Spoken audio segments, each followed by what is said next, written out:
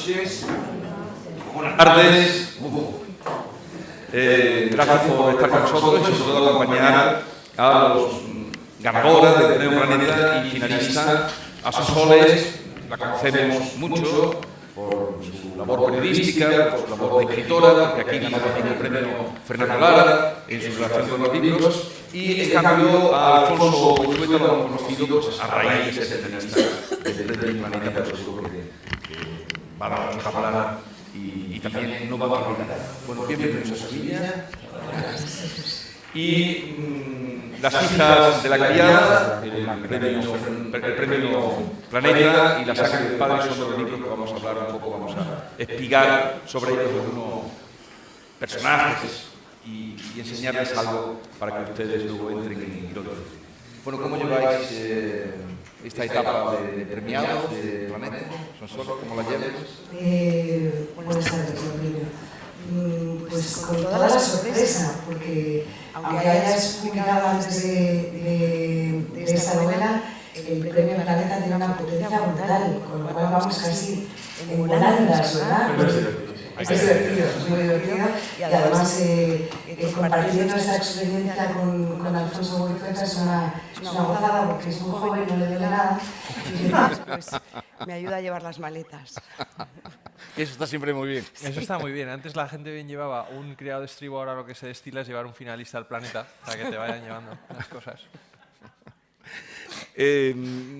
Háblanos, es tu llegada, tu entrada en la literatura, que además has entrado con La sangre del padre, finalista, y con unas palabras de Juan Eslava Galán, que aquí es muy querido, porque aquí pasó mucho tiempo con nosotros y es un autor al que creemos.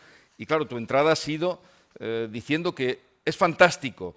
Mientras leía la novela pensé que tenía que ser un autor de clásica de 50 o 60 años y mi gran sorpresa fue ver un pipiolo de 20 y pocos. Es increíble. Tiene un estilazo y una investigación impresionantes. Es completísimo. Toma ya. Pero me ha llamado viejo. ¿Cómo que viejo? Me ha dicho que no tengo la edad que tengo, no, pero que Juan Eslava Galán me dijera eso, la verdad que es que me sonrojo cada vez que me lo repiten, porque es que es un lujazo, es el mayor cumplido que me podrían haber dicho viniendo de él, además, que es uno de los maestros, ¿no?, de esta literatura histórica en la que yo me estreno, pues que me diga eso, pues es maravilloso. Sonsoles, el Premio Planeta, bueno, tú te has movido en el periodismo y muy bien, como presentadora en los medios de comunicación.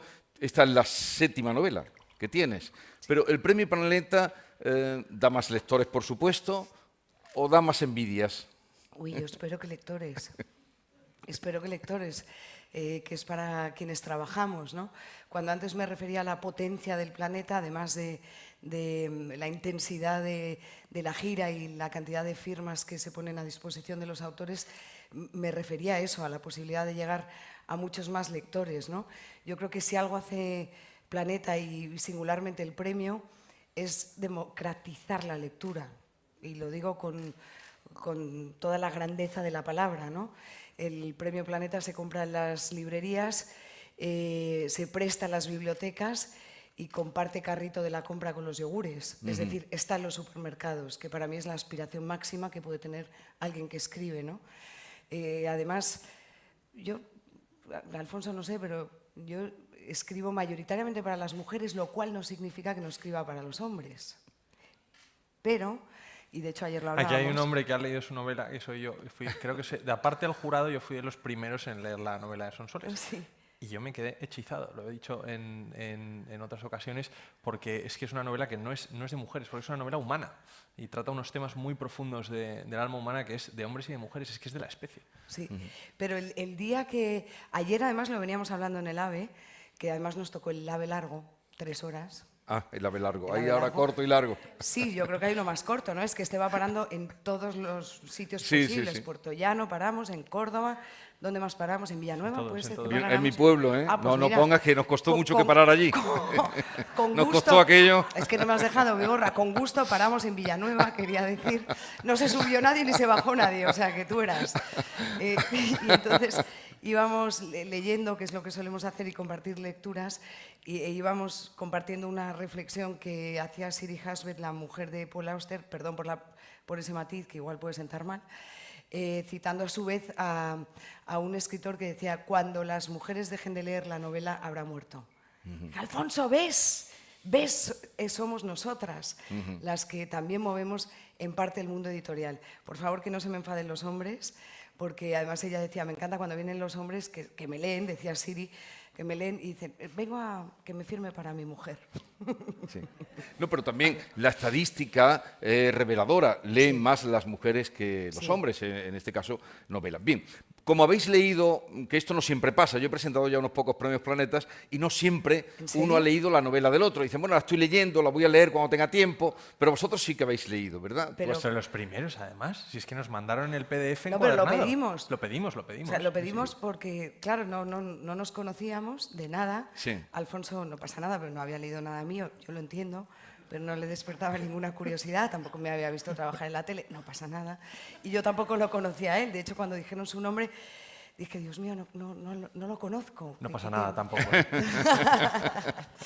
Entonces, lo siguiente que hicimos al llegar a Madrid, y además fue pedir los manuscritos, y nos mandaron, en el caso de Alfonso, pues un tocho de 600 páginas, encuadernado no con espiral, sino con canutillo, que es un horror, porque no puedes pasar las páginas, necesitas abrirlas así, porque me generó muchísima curiosidad. Alfonso Goizueta, 23 años, entonces ha cumplido ya 24, el año que viene 25 y así, esto no para, adiós, gracias. Y quería saber quién era, qué había escrito con esa edad, así que devoré su novela, porque la novela de Alfonso es de devorar, te lleva a través de las páginas en ese viaje de Alejandro Magno, del que tú crees que sabes algo, pero descubres que no sabes nada. De su mundo, sobre todo, no sabes absolutamente nada. Descubres personajes, lo siento, femeninos, maravillosos, como son las madres de su madre, la madre de Alejandro Magno, Olimpia, la madre del rey Darío III, Sisigambis, los amores de Alejandro, las pulsiones y las pasiones de Alejandro Magno con Hefestión, uno de sus compañeros de aventura y de épica, y yo me quedé fascinada. Además se lo iba diciendo, me tienes loca, le mandaba todos los post-it que iba poniendo en las páginas para preguntarle, esto es verdad, esto es recreado, esto de dónde lo has sacado, porque además la novela reflexiona, evidentemente, en el siglo IV a.C., o pone a Alfonso en boca de reflexiones que hoy tienen toda la vigencia sobre el poder, la lealtad, la amistad, las guerras. Todo eso lo extraes, se lo pones al discurso político de cualquiera de los hoy mandatarios y vale, se presta igual, con lo cual te das cuenta de que el mundo ha cambiado poco en lo sustancial. Sí, porque ustedes que Sonsoles vende mi novela mejor que yo mismo, es que es una gozada. Podríamos hacer que uno hable de la novela del otro y el otro de la novela de la una, pero lo que iremos es intercalando, dedicaremos ahora un espacio a una y luego a otra. Pero lo primero, Alfonso, dinos de ese personaje, Alejandro Magno, gran guerrero, que aquí aparece también como un personaje en algún momento disoluto, bravucón, pero tú has buscado el alma humana, ¿no? La intimidad, que es también lo que va buscando él cuando se adentra en esa guerra para conquistar Persia y todo lo que encuentra a su paso. Bueno, es un poco lo que vamos buscando todos, ¿no? La vida no es otra cosa que buscarte a ti mismo. Es verdad que Alejandro tenemos ese imaginario popular de que es el gran guerrero movido únicamente por la ambición, por el orgullo, por el deseo desmedido de conquista, y a mí eso no me encajaba, porque no me parecía verosímil. Tenía que tener pues lo que tenemos todos, un alma, ¿no? Un sentimiento, un miedo, un deseo, una pulsión de querer ser libre, de querer buscar una aventura, de no querer ser lo que te han dicho que seas. Todos esos temas que son atemporales, que los sentimos en el siglo XXI, igual que yo creo que los sentían en el siglo IV a.C., están en la novela. Entonces, lo que busca La sangre del padre es quién era el hombre detrás de la leyenda. De Alejandro muchas veces es uno de esos míticos personajes de la historia que nace antes su mitología que su propia historia, ¿no? Entonces, la novela busca encontrar quién era este personaje humano, quién era el ser humano no tan distinto de nosotros. ¿Y qué personaje? Porque, claro, fue el siglo IV antes de Cristo. Hay muy poco escrito. Tú mismo has dicho que es muy poco lo que había escrito de él, escrito mucho tiempo después de que viviera él. Sí, sí, completamente. Del tiempo de Alejandro, las únicas fuentes que tenemos son piedras, no hay texto. los primeros textos sobre Alejandro son escritos en la época romana, 400 años después, lo cual ya se inventaron Alejandro, que seguramente fuera muy distinto del Alejandro real.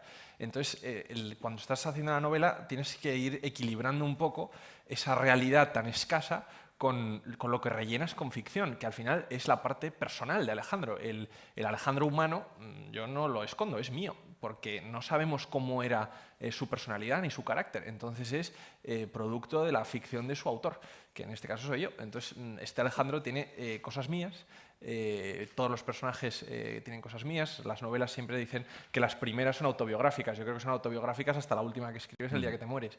Pero entonces, bueno, calibras un poco para construir tirando de la realidad, pero también tirando de la magia. Tengo mucha suerte de haber elegido un personaje que es muy mágico en sí. Vamos a dar algunos detalles, algunas pistas para que se pongan en situación de cada una de las novelas. Las hijas de la criada, una noche de febrero de 1900, que Sonsoles, como es tan perfeccionista, lo puso en 1900, he oído decir para no equivocarte cuando pusieras edades, ¿no? 1900 y para que fuera números redondos. Sí, sí, para no complicarme la vida, porque soy de letras y siempre me equivoco con las fechas y hay algún lector que sabe más que yo, como todos, y me dice, te has equivocado, en el año no sé cuánto tenía 79. Pues así no hay dudas. Así no hay en dudas. 1900, en el 15 tienen 15, en el 40, 40. O sea, empieza el siglo XX, en un pazo gallego llegan al mundo dos niñas, ahí está la génesis del conflicto. Una es la hija de doña Inés, la señora de la casa, la señora que es un personaje para mí extraordinario, que pasa por muchas vicisitudes, pero que es una persona de carácter. Y la otra es la hija de Renata, que es la criada. O sea, ya tenemos dos mundos claramente, el mundo de los ricos o de los que tienen poder y la criada. A través desde su nacimiento hasta la vejez, la novela narra la historia de Clara, que son las niñas que nacen, y Catalina, en un mundo de venganzas, desamor y abandono, en una época en que a las mujeres no se les permitía ser dueñas de sus vidas, pero ahí está Inés, que sí agarra su vida para dirigirla a ella. Todo eso ocurre en un pazo, también hay una parte en Cuba, y todo arranca con ese intercambio de niñas al nacer. O sea que esto lo podemos contar porque Sí. no, la niña de la criada pues pasa a ser la niña del ama y la niña del ama pues pasa a ser de la criada.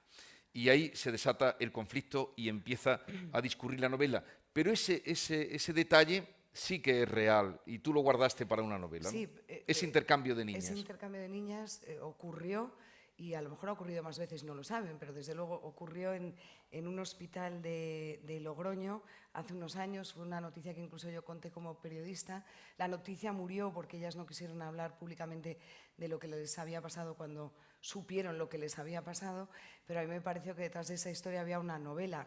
El destino, el por qué esto, por qué lo otro, o la fatalidad del destino en este caso, es un sustrato literario que a mí me interesa mucho y que está presente en algunas de mis novelas anteriores. El qué vida hubiéramos llevado sí o sí no. En este caso, por qué la criada intercambia a las niñas, evidentemente por una venganza.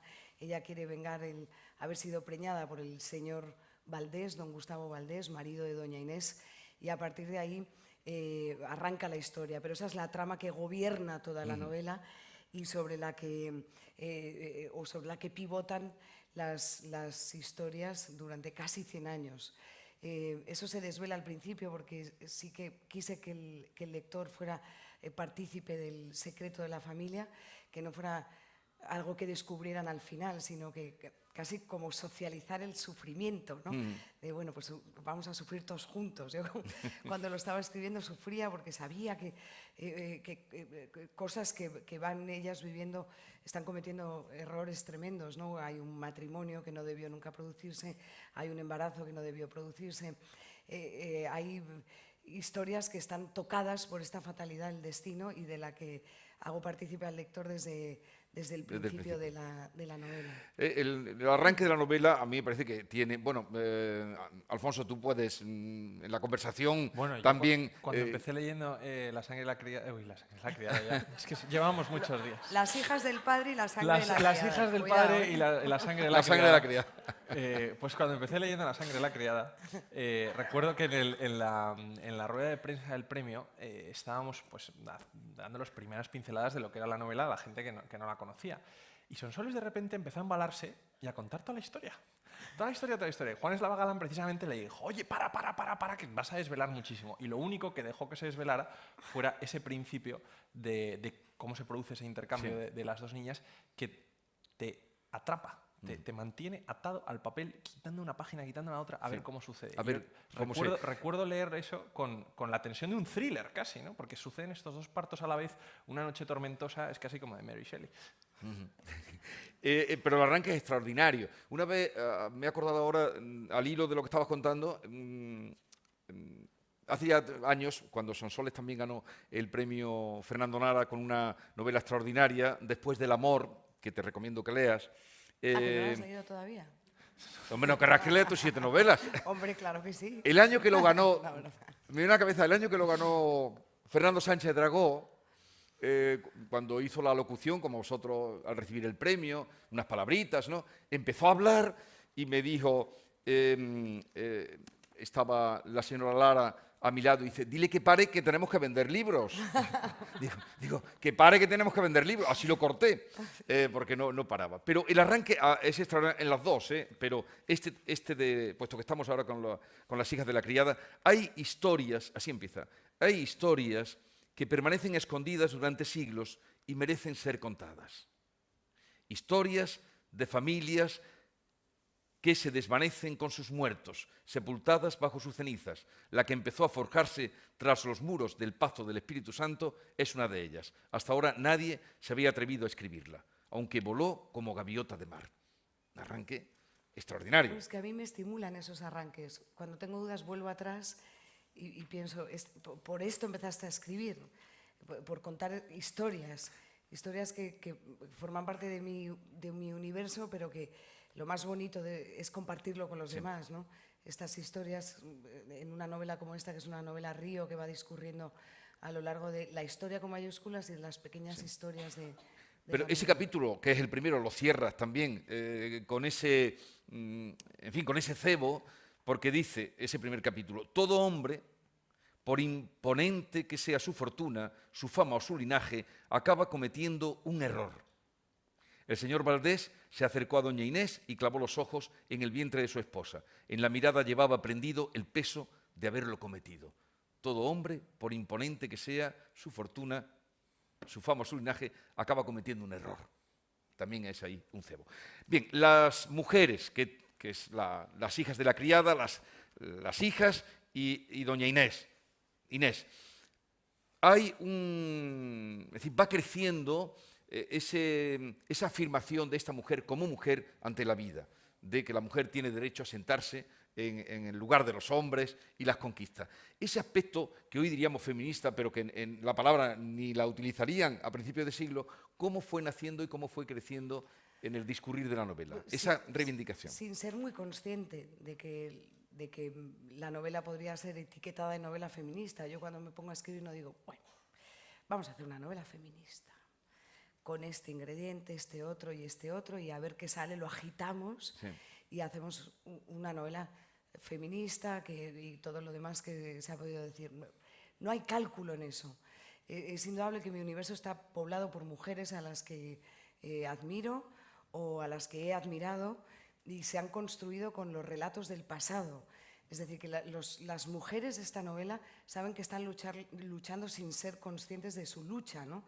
Yo creo que conviven, por ejemplo, en ese tiempo con mujeres como Emilia Pardo Bazán, probablemente nuestra intelectual europea más importante del siglo XX, de principios del siglo XX, pero ellas no, las mías no son ateneístas, no han ido a la capital a codearse con los hombres, no saben nada, no tienen identificada la lucha, cosa muy distinta a la de hoy en día. A mí me fastidia mucho que nos digan, tienes que luchar por esto, porque tú lo digas. No, tienes que luchar por esto porque yo lo digo. No, cada mujer en su metro cuadrado de gobierno intenta cambiar el mundo que le rodea, con su mirada, con su sufrimiento, con su padecimiento. Y estas son las mujeres de las hijas de la criada. Si son feministas y luchan por la igualdad, qué bien. Sí. Pero no hay nadie que no luche por la igualdad, ¿no? Pero sin ser del todo conscientes de que lo están haciendo. Uno de los hallazgos más bonitos de esta novela, o durante la documentación, estudio y creación de esta novela, fue ver las fotos de las fábricas de de conservas en Galicia y singularmente las de la familia Masó, que es una familia muy poderosa gallega y que ha recuperado la memoria en un museo en una villa marinera que se llama Bueu. Eran fábricas llenas de mujeres, con mesas corridas interminables donde ahí estaban ellas con sus trajes negros y sus manos rajadas por el frío y la humedad, limpiando pescado, empacándolo o esperando a los marineros a orillas de la ría para que llegaran con sus barcas llenas de peces. Sin ellas, el imperio de la conserva gallega, de la que seguimos viviendo, que no hacen a una latita, no habría sido posible. Tanto fue así que, ahora lo pienso, claro, se creaban guarderías dentro de las fábricas. Mi patrona, doña Inés y Clara, crearon una escuela de mujeres, pero antiguamente, o en la realidad, crearon guarderías. ¿Para qué? Para que la mujer no se despistara del trabajo. Mejor le cuidamos a los niños y sigue trabajando. Todo ese universo es el que está en esta historia y es el que nos ha hecho a nosotras, a las de mi generación y a ustedes también, que han vivido una generación previa en la que ya sí que se luchaba por una arquitectura democrática donde la mujer tuviera, Sí, pero su siempre, cabida. desde luego, Mucho, había mujeres, he dicho la palabra feminismo, que sería la de hoy. Ahí eran mujeres que luchaban por su lugar en el mundo, y unas más que otras, ¿no? Pero también esa que tú has hablado, esa imagen que has descrito de la fábrica trabajando, tenían su dinero, con lo que también al tener una... Poco, pero ya salían de la casa y ganaban el dinero y no estaban en la casa. Sí, claro, tenían trabajo, que ya es suficiente, sobre todo muchas mujeres de marineros que se podían subir en un buque y desaparecían meses y a veces ni volvían porque se morían en el mar, las famosas viudas de vivos, ¿no? Sí, que aquí también aparece también aparece un naufragio y ese dolor de las mujeres que esperan o que tienen allí a sus hombres. En ese aspecto hay un homenaje, ya que estamos hablando de libros y presentando 2 libros. ¿Cómo estamos de luz para...? Lo hice por la presbicia, Alfonso, es que ve bien. No, digo, porque no quiero ponerte en un compromiso. A mí me gusta siempre leer algún fragmento y ya que tú tienes una voz extraordinaria, si te apetece podrías leer aquí que he señalado, que les va a sorprender también de ese carácter de Inés cuando... Ay, mira, qué detalle. Hágase la luz. Gracias. Esta parte me encanta. No, pero en la presentación, una de las presentaciones que tuvimos en Madrid, también el conductor de la presentación nos invitó a leer con los libreros. Sí, lo recuerdo. Yo veía fatal. O sea, no veía nada, pero me daba vergüenza porque ahora me hago la joven. Entonces digo, no voy a decir yo que no veo, porque claro, voy a decir, pobre mujer. Pero aquí sí que puedo leer. Tras la guerra perdida, la renuncia a la soberanía sobre Cuba y las entregas de Puerto Rico y Filipinas, España había dejado de ser un imperio y doña Inés temía encontrarse con un país hostil en el que ya no fueran los señores del azúcar, sino los perdedores de la historia. Sin embargo, no se atrevía a hablar con el señor Valdés de esos temores, porque su opinión nunca le había importado a nadie. En realidad, la opinión de las mujeres importaba poco a los hombres, pero mucho al resto de señoras. Por eso, doña Inés saciaba sus intereses en la prensa que llegaba al Pazo o en los libros con los que se entretenía cuando don Gustavo estaba en el aserradero. Se sentaba en la alfombra de la biblioteca y podía pasar horas leyendo a la Pardo Bazán o los poemarios de Rosalía. Lo que aprendía lo soltaba en las meriendas de las señoras y les indicaba lo que tenían que pedir a sus esposos. Pídanles libros, que duran tanto como las joyas, les decía. Si calaban alguno, eso que había ganado la humanidad. Lo mismo hacía con las obreras del aserradero, aunque el discurso era distinto. Les decía que si ellas no querían, no se dejaran manosear por sus maridos, que no permitieran que ningún hombre les levantara la mano, que los insultos estaban prohibidos y que rebajaran el vino con agua para evitar borracheras. Todo aquello contradecía las homilías dominicales de don Castor, pero a doña Inés le daba igual. Si el cura decía que la mujer estaba al servicio del hombre, la señora Valdés se revolvía en el banco y miraba al Cristo de la Cruz exigiéndole explicaciones, pero allí no contestaba nadie. Pero ella va...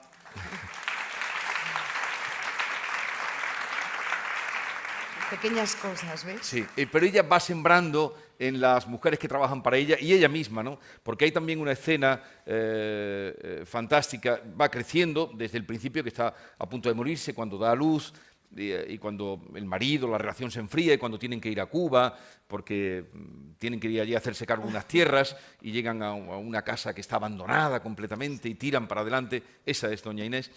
Cuando va a ver a una santera, ya sabes a qué me refiero, ¿no? Sí, sí. Y la anuncian a una santera que también está entroncada con la historia, como descubrirán. Sí, sí. ¿De quién le manda? Dice, no me manda nadie. No, le dice, yo me mando. Yo me mando. Bueno, sí, se la ha leído, ¿eh? No, Yo me mando. aquí somos profesionales.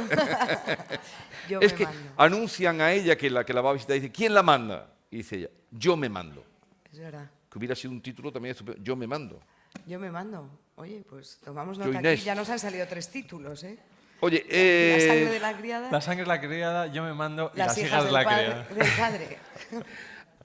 vamos a hablar un poco del amor también.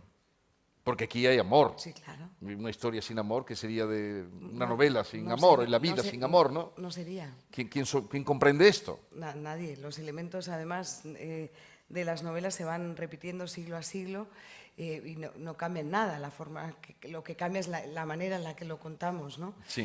Y aquí hay muchas historias de amor, no diría una sola, porque en Sí, realidad es la historia de amor de don Inés con don Gustavo, la historia de amor de su hija Catalina, que en realidad es la hija de la criada, y luego las 3 historias de amor de Clara, personaje del que yo estoy profundamente enamorada porque contiene todos los elementos del sufrimiento, de la lucha, de los dolores de una mujer. O sea que en realidad si te pones a contar hay 5 historias de amor. Sí, ahí. Esto no lo habíamos pensado. 5 historias de amor.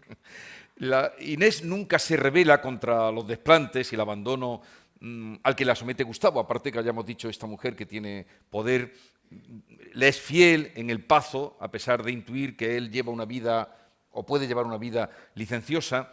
Pero Clara, sin embargo, sí que encuentra el amor, lo pierde, luego lo vuelve a recuperar o vuelve a enamorarse. Mira, Vigorra, que haces Y spoiler, representa, que te estoy viendo. pero Clara, no, porque estabas hablando de Clara, sí que representa una diferencia ya de época, ¿no? Sí. Sí, pero fíjate Clara es que una de las hijas. Clara es la hija de la criada, que en realidad lo es de la señora. Y la señora Valdés quiere pagarla su listeza, su inteligencia natural, el apoyo que le ofrece a doña Inés con un matrimonio con su hijo, ¿no? Es que nos adentramos en un camino tenebroso de spoiler. Yo estoy sudando frío. Estás sudando frío, ¿no? No, mira, me está diciendo Laura Frank, no, que la lías. Pero sí, es que no. Pero sí hay una pregunta que te puedo hacer que se hace aquí. ¿Cuál? ¿Qué hay después del amor? Ay, mira. Bueno, pues es que además eso está en la novela y es un guiño a Después del amor, novela. ¿Qué hay después del amor? ¿Qué hay después del amor? Pues yo creo que un divorcio, ¿no? ¿Ah, sí? Eso es lo que hay después del amor. Para volver a enamorarse, ¿no? Hombre, claro. Hay palabras. Hay alguna otra pregunta, pero esa, que hay otra, por ejemplo, de ¿por qué no se pueden dar las gracias en el amor? Que dice, nunca den las gracias en el amor. Ya esta mañana le preguntaba yo en la radio por eso y ya me lo aclaró. ¿Por qué no se pueden dar las gracias en el amor? Mira que te hago contar tu anécdota con la mujer de Estocolmo. Genera interés. No, pero Clara es un personaje que va mendigando amor y cariño. Por eso cuando recogí el premio Planeta, en el fondo dije, esta es una novela que está llena de faltos de cariño. En el fondo todos vamos buscando el cariño en los que nos rodean, no solamente en las relaciones sentimentales. Y Clara es una mujer que lo mendiga porque no es nadie, ¿no? No ha sido querida, un padre borracho, una madre que no la quiere porque no la puede querer. La criada es la única que conoce la verdad. De esta historia y lo va casi suplicando, ¿no? Entre las obreras de las fábricas y luego cuando doña Inés vuelve de Cuba hay un imán entre ellas que es la fuerza de la naturaleza que se acaba imponiendo. Y por eso ella a mí me gusta mucho, porque yo creo que todos vamos como ronroneando para que nos quieran. A mí no me produce ningún pudor reconocerlo. A mí me gusta que me quieran. Claro. Porque para que me maltraten, pues ya están los haters. Quiéreme bien. Pero esa dice, nunca des las gracias a quien te quiera porque entonces no merecerá que lo haga. En un momento porque ella da las gracias porque le estás mostrando cariño. Cuando estabas hablando de Clara, que es la hija sin saberlo, la madre, ¿tú crees en la llamada o la voz de la sangre que puede haber entre...? Bueno, en este caso se impone de alguna forma. Cuando doña Inés vuelve de Cuba y ve a Clara, siente que hay una atracción. Y esto me consta que ha pasado en hijos que no saben quiénes son sus padres, o al menos uno, lo he dicho en plural y parece que se va multiplicando los hijos. Salió una estadística de los hijos que no eran hijos de sus padres. Eso, se reconocen inmediatamente si se produce un encuentro. O sea, hay algo que los atrae. Hablo en este caso de oídas, pero es absolutamente verosímil que ocurriera así. De la misma manera que Catalina, que es la hija de la criada, convertida en hija de la señora, no se encuentra cómoda en ningún momento, ¿no? Es el personaje que quizá más me ha costado crear por la dificultad que tiene para hacer creíble que alguien que vive en un entorno acomodado sienta rechazo por él, ¿no? Pero indudablemente hay algo dentro de uno que te hace sentirte cómodo o incómodo en el entorno en el que estás. Estar cómodo en el mundo en el que vives, a mí me parece la primera puerta de la felicidad, y estos personajes indudablemente no lo son. Aunque la felicidad es una rareza también, que tú dices, ¿no? Bueno, sí. Tú dices, tu personaje le dice al hijo, hijo, no te creas esto, que la felicidad es... Sí, bueno, es que es así, la felicidad no existe, son ratitos, ¿no?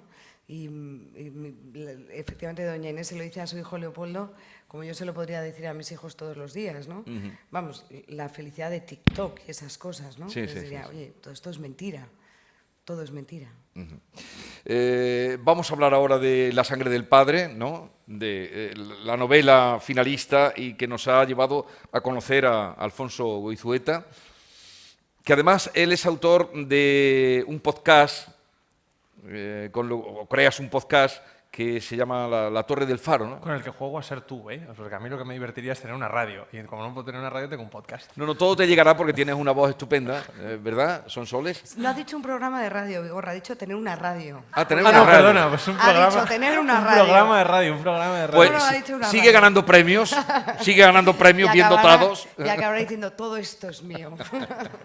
Sigue ganando premios. Había tenido alguna incursión. Por cierto, ya que tú habías escrito dos novelas. Novela una. Una sobre dioses y mitología. Sí, un poco la iniciación a este mundo clásico, antiguo, que en Alejandro ha tenido pues su mezcla, ¿no? ¿Y por qué te interesa a ti tanto el mundo clásico y antiguo y los dioses griegos? Pues fíjate, Jesús, es por una profesora. Es que la mayor lotería que te puede tocar en la vida es tener un buen profesor en el momento oportuno. Y yo he tenido la suerte de tener muy buenos profesores, pero una en particular que era en primaria, o sea, era yo muy pequeño, teníamos 10 años y tenía la buena costumbre de empezar las clases de los lunes contándonos uno de los mitos de la mitología griega, y aquello a mis compañeros les encantaba, pero en mí despertó una vocación por este mundo de las humanidades, por el mundo antiguo, y pues eso es lo que luego desarrollé más adelante, aunque en mi carrera y mi doctorado hice cosas más modernas, más de historia contemporánea, he vuelto al mundo antiguo a través de la literatura, porque es un mundo muy literario en el que la realidad y la novela se dan la mano. Qué importante es tener un maestro o maestra. Pero es que no lo cuenta nunca porque es muy humilde, Alfonso, pero yo le hago el audio 2. A los 12 años le pidió a su madre una profesora de griego. Pero esto no lo puedes contar, ¿no? Pues ¿Sabes? sí lo Porque cuento. parece que yo he seguido dando griego desde entonces y duré un mes porque me pareció muy difícil. Bueno, pero da igual, o sea, la intención, si a mí un hijo me pide un profesor de griego con 12 años, yo me retiro. O sea, directamente digo, qué maravilla. Esto, claro, su madre le dijo, ¿no prefieres un profesor de tenis? Sí. Claro, y no, le puso el profesor de griego, duraría un mes, pero me da igual. O sea, apuntaba maneras, pero ya estaba esa semilla de la maestra, ¿no?, que tú estás contando. Qué importante es para todos en la educación la figura del maestro, maestra que siembra la lectura o Pues el hábito de o lectura, crear principalmente. inquietudes. Sí, y la inquietud y la curiosidad, el acercarte a cosas que desconoces con ánimo de comprenderlas. Es que eso es la labor de un profesor, que es maravilloso cuando te toca. Una duda que me surgía cuando estaba leyendo, como esta es tu primera novela, 600 páginas, escrita a mano. Y tenía 1000. Y hago el audio 2.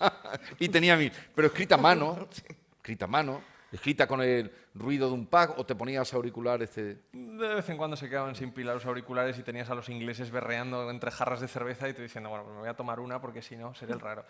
Como estabas buscándote, supongo, dónde publicar tu obra, ¿habías presentado esto a alguna editorial antes? No, para nada. Y cuando terminé el manuscrito, dices, bueno, pues ¿qué hago con esto, no? Quiero hacer algo con ello, a ver dónde lo puedo publicar, es en una editorial pequeñita. Y lo primero que hice, pero por tachar cosas de una lista, Sí. era presentarlo al Planeta, pero como el que tira una moneda a un pozo.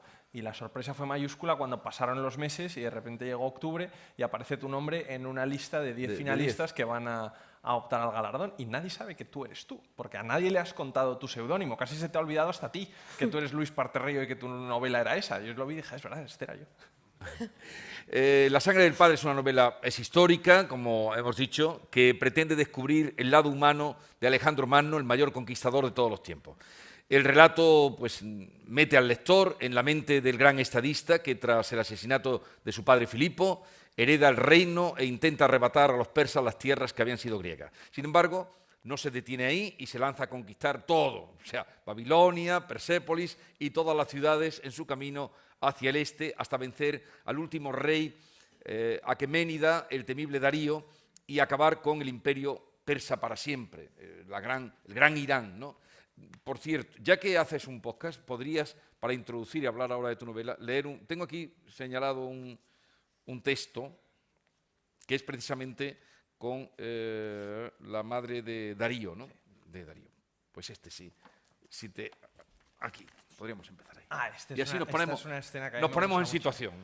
Me gusta mucho porque uno de los temas de la novela es cómo Alejandro crea un mundo nuevo uniendo el occidente griego y el oriente persa. Y una de las formas en las que hace eso es cuando Darío huye, y los persas iban con su familia siempre al campo de batalla para demostrar que no tenían miedo, huye dejando atrás a su madre y a sus hijas y a su mujer. Y Alejandro, lejos de matarlas o de esclavizarlas, que es lo que habría hecho cualquier general en el mundo antiguo, las toma como propias. Y este pasaje es el encuentro de Alejandro y Sisigambis, que es la reina madre de Persia, la madre de Darío. Buscó su mano, la encontró helada, pero no por el metal de las sortijas que le sintió en los dedos, sino por la gelidez del destino que al tacto se leía en la palma. Lentamente la levantó, se la llevó a los labios y la besó. Entonces Sisigambis bajó la cabeza para que no se vieran sus ojos aguándose y se echó al suelo para besarle los pies. Él trató de mantenerla en pie sosteniéndole con fuerza la mano y le pidió en inútil griego que se levantara, pero Sisigambis se mantuvo genuflexa y no cedió. Alejandro cayó de rodillas y cogiéndola por la barbilla la hizo mirarlo. Vio entonces las lágrimas que ella había querido ocultar, aunque percibió más que eso. No conocían un idioma franco en el que comunicarse, pero sus ojos en aquel momento se comunicaron con el lenguaje mudo del alma, que se habla por la mirada, a salvo de los oídos de la conciencia. Y entonces, ante todos los generales macedonios, que observaban atónitos, y la diezmada corte persa, se fundieron en un abrazo que unió para siempre los mundos de los que cada uno provenía. Bonito.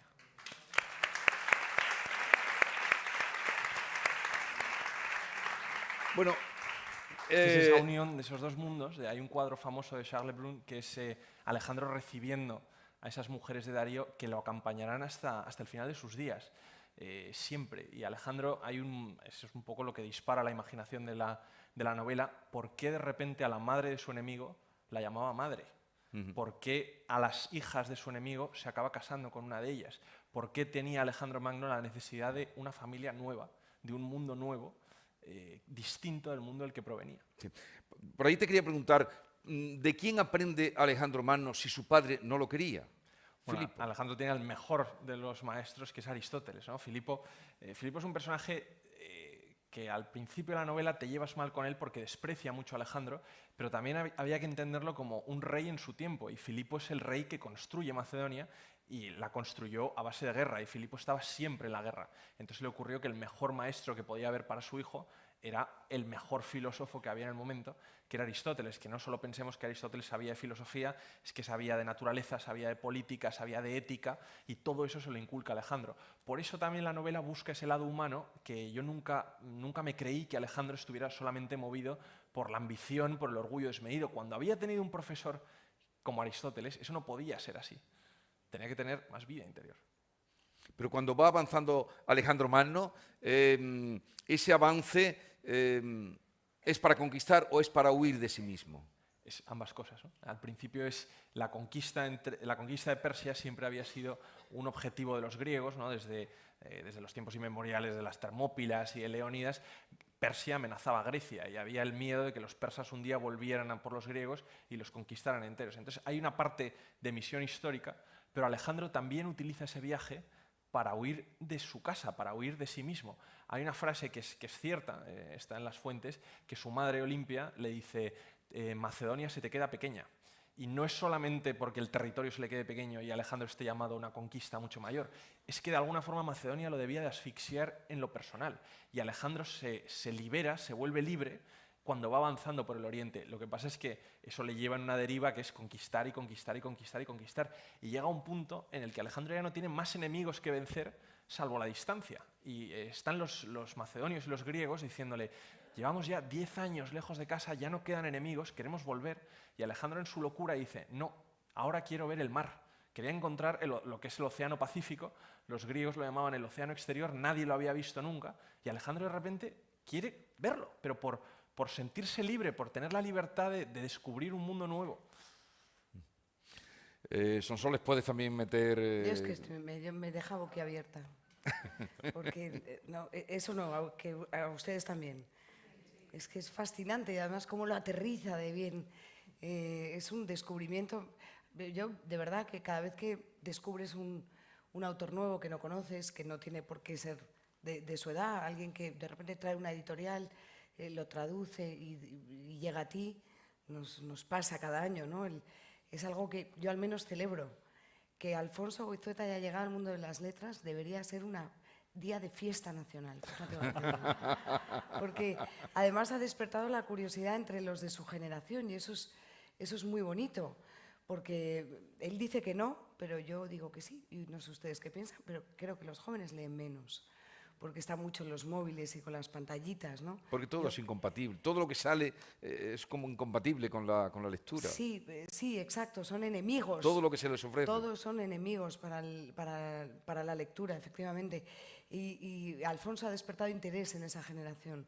O al menos los que me rodean de su edad, que son sobrinos e hijos, les da igual lo que haga su madre y tía, que soy yo. Les interesa solo Alfonso Goizueta. Y eso, de verdad, que deberían... No, ministro, no, que te trae muchos problemas. Pero deberíamos realmente... No, pero un referente y sobre todo porque hay... Exacto, un referente, porque los referentes hoy en día de los jóvenes son señores que hacen letras de reggaetón y cosas muy difíciles y poco edificantes. Entonces yo sé que soy muy pesada y a veces hasta empalagosa, pero me da igual. Ahí donde puedo yo coloco a este niño por encima de cualquier cosa porque creo de verdad que ayuda a hacer país. Fíjate lo que te digo. Es la mejor compañera de Premio Planeta que yo podría haber deseado. Es que es verdad, es que lo creo.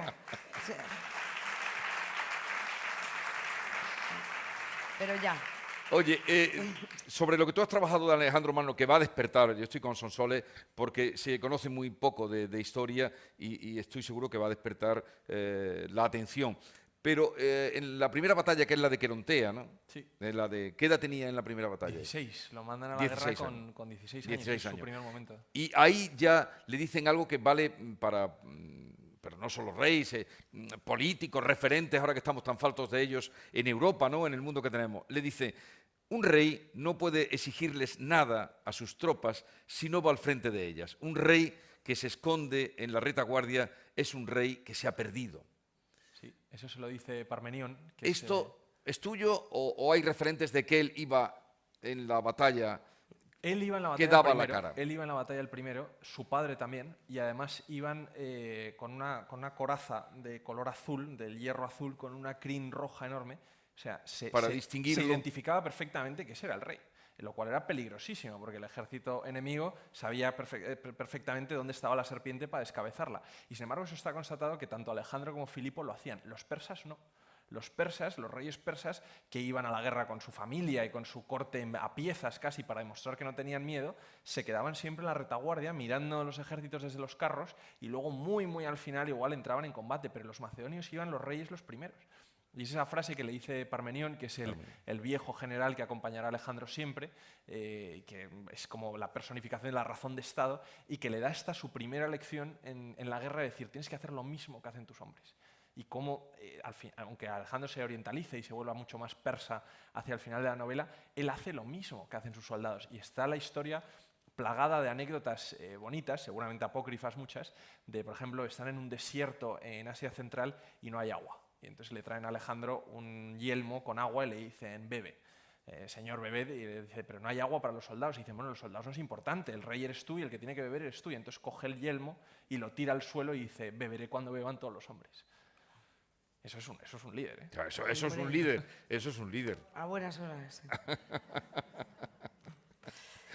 Nos harían falta. Hombre, totalmente. Por eso te decía la vigencia de muchos de los mensajes que hay en esta novela, ¿no?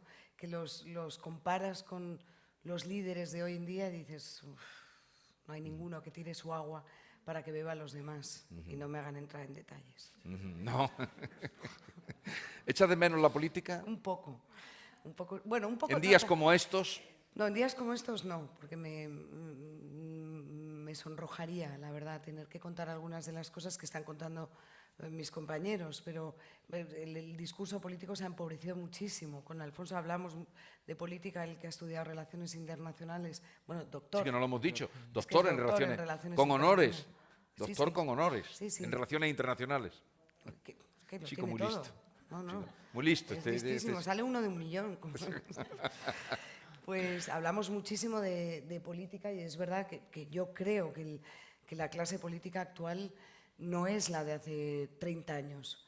Ni siquiera es la que yo conocí en el Congreso de los Diputados, donde asistí a la llegada de Podemos y de Ciudadanos como grandes redentores de no sé qué. Creo que al final los resultados están ahí, no nos han redimido de nada, sino todo lo contrario, ¿no? Y hoy en día pues, no resulta nada edificante escuchar un pleno o un discurso político porque a mí no me construye como ciudadano, a mí. A ti tampoco, ¿no? Pues entonces estamos en sintonía. Hay otro personaje, bueno, hay muchos personajes, pero Hefestión, ¿no? Que fue... Nos encanta Hefestión. Sí, Hefestión ¿Qué? es bueno. Que Hefestión fue su amante, Las crónicas lo pero ponen también como fue su amantes, cuñado. Esto es... Se acaban separando, ¿no? Cuando se vuelven cuñados es ya porque la vida los ha separado, pero Hefestión era el amante de Alejandro. La homosexualidad en Grecia estaba a la orden del día, pasaba entre los chicos jóvenes que crecían juntos, y luego Alejandro también tiene la necesidad de casarse con una mujer para tener un hijo, porque ese es su deber de rey principal y se encargan de recordárselo. Entonces, a lo largo de toda la novela existe esta tensión entre el deseo y el deber, ¿no? De cómo Alejandro su corazón le pide a Hefestión, pero todo el mundo a su alrededor le dice, una mujer para que tengas hijos, porque lo más importante no es tu vida, lo más importante es la vida del siguiente. Los reyes tienen que asegurar no su propio reinado, sino el reinado del que viene, para evitar el caos a la muerte, ¿no? El caos sucesorio. Y la historia de amor con Hefestión es el eje central de la novela, porque la historia de superación, que es la de Alejandro en La sangre del padre, aparte de la aventura y de la intriga palaciega y de todo lo que adorna su vida, es con Hefestión a su lado, ¿no? Como en Grecia es un amor entre hombres libres, entre hombres que son iguales, que son amigos, que son hermanos casi, y cómo cuando va avanzando por Persia y Alejandro va adoptando cada vez más costumbres de los reyes persas y se va volviendo más tirano como rey, también se va volviendo más tirano en sus relaciones personales con sus amigos, con la gente que le rodea y sobre todo con Hefestión, donde ese amor ya no es entre iguales, sino que es un amor entre un amo y un esclavo. Entonces, cómo el amor acaba destruyendo también a Hefestión y de alguna forma a Alejandro. Bien, vamos a ir terminando ya. Que lo que se trata es de ponerles algunas pistas de por dónde van estas novelas, pero quisiera comentar contigo una historia que se cuenta ahí, que aparece en el libro, que me digas si eso te lo has inventado tú o eso es real, porque yo creo que una cosa así, igual que las mujeres has dicho que el intercambio pues, es una noticia que te llegó, el envenenamiento del tuerto, porque la maldad, aquí en un momento se dice que Pues no me preveniste de los malos, Sí. podemos contar algo, ¿no? Sí. Cuéntalo tú. Sí. Lo del tuerto. Es Es que hay que ser malos. un vecino que envenenaba árboles y los Valdés, antes de conserveros, tenían un aserradero, una fábrica de madera y tierras con árboles, ¿no?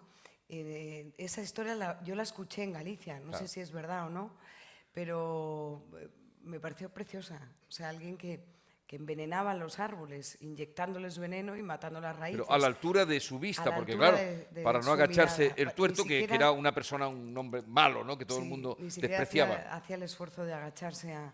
Pero ahora a la segunda envenenarlos. parte. La segunda parte es inventada tuya, del otro para no decaer en su orgullo, le pone unas estacas a los árboles, unos testigos. Para que no los viera muertos y talados, los mantenía erguidos con estacas hasta que el tuerto se murió y dijo, bueno, pues ahora ya no te he dado el gusto de que veas los árboles tronchados, envenenados, muertos, pero ahora que ya no estás, no voy a poner en riesgo la vida de mis obreros. ¿no? Sí, sí. Pero es por una parte la maldad de envenenar los árboles y por otra parte el orgullo de decir no me voy a doblegar, ¿no? Exacto, Voy sí, a sí. ponerlas para que tú no veas que los árboles Eso yo mueren. creo que no es exclusivo de Galicia, ¿no? Pero ese orgullo de mantener lo tuyo en pie, que está a lo largo de toda Que la a novela. lo largo de toda la hecho, novela. Ellos van a Cuba porque el hermano de don Gustavo ha muerto y un poquito de spoiler otra vez. Cachis en la mar salada, es que no sé hacerlo de otra manera. Y tienen que reflotar el ingenio de Ana, donde su abuelo hizo dinero con el azúcar. Eran los años en los que los españoles eran los mandamases en las colonias, Cuba era una de ellas, y se ven obligados a volver a Cuba. Pero tú lo que vas encontrando lo vas guardando para posibles historias. Yo todo lo guardo. O cuando empiezas a escribir Yo lo afloran. guardo todo. Lo guardas todo. Todo, de hecho, hoy en una entrevista nos han preguntado, ¿pero dónde guardas las ideas? Yo, no hay una caja. Bueno, sí, donde digas, aquí están las ideas, pero yo apunto todo porque además tengo una pésima memoria. Me olvido de los títulos de libros que he leído, o sea, hago notas de todo Sí. y hoy Esta recordaba... señora tiene una nota en el teléfono, la última de las notas que pone, por favor, léeme. Sí, porque luego se me olvida incluso que he escrito eso Sí. y de vez en cuando tengo que revisar mis notas porque nunca se sabe. Oye, a ver si hay por ahí alguna idea que me sirva para esto. O sea, que voy anotando todo y cazando al vuelo todo Pero lo que guardas eso, de otra manera Guardo también todo, de sí. trabajar. Sí. Por cierto, hemos hablado antes de que este premio, esto ya es tradición, llegará a muchos lectores. ¿Os ha dicho ya la reina si ha leído el libro, el tuyo o el de él? ¿Cuándo fue? Es que fue, no le habrá dado Hace tiempo. poco, ¿no? Fue hace muy poco, estará en ello, supongo. Fue el viernes, ¿no? ¿El Sí, jueves? No, fue el sábado. el sábado pasado, el sábado pasado, sí. Sábado pasado. Pues no le habrá dado tiempo. ¿Qué le porque pusiste en la es que dedicatoria? ¿Qué? Hace 2 sábados. Pero entre medias ha sido lo de Dinamarca, que había ahí mucho lío. Y no ha podido. Porque el Frederick andaba viéndose con Genoveva Casanova. Entonces ha tenido mucha plancha. ¿Qué le pusiste en la dedicatoria? Pues una chorrada inmensa, que tendré que cortar la hoja y volverla a escribir porque me puse nerviosa y puse chorradas, la verdad. No creo. ¿Pero tú la Sí, conocías antes como compañera, antes de ser reina? O... Sí, nos conocimos en CNN Plus, hace la torta un pan de años, no habías nacido, Alfonso, no pasa nada. Y bueno, luego ya pasó lo que pasó, pero primero Sí, fue compañera. Ujú. El otro día, bueno, para quien no lo sepa, se puso en la cola, la reina, hizo la cola, cosa perdón, el abrazo. Pues no, por si alguien no lo había visto, yo sé que aquí hay un público de nivel, aquí solo basta ver la cara a ustedes, hay mucho nivel aquí. Oye, que tengáis mucha suerte. Encantados de haberte conocido, Alfonso, ha sido un Muchas placer gracias. descubrirte, ya te seguiremos. Sonsole hace tiempo por sus libros, por su historia, por su trabajo, y además nos conocemos y hemos tenido ya un placer. ocasión de compartir. Si ustedes gustan y quieren, ahora firmarán libros, yo creo que en esta misma posición, ¿verdad? Así para que os vamos a mover. Muy bien. Entonces, sí, aquí donde estáis, entran por allí, por la izquierda, suben, firman, se hacen el selfie o la foto y se van. Vale, muy bien. Y se ponen a leer y sigan leyendo. Muchas gracias. Enhorabuena. Gracias.